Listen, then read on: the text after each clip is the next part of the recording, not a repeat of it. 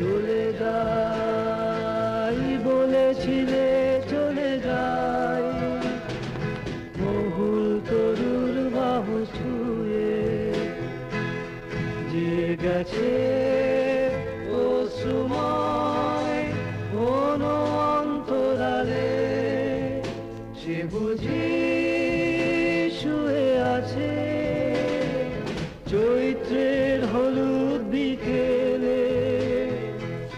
সেখানে চূর্ণ ফুল ঝরে তারা চলে,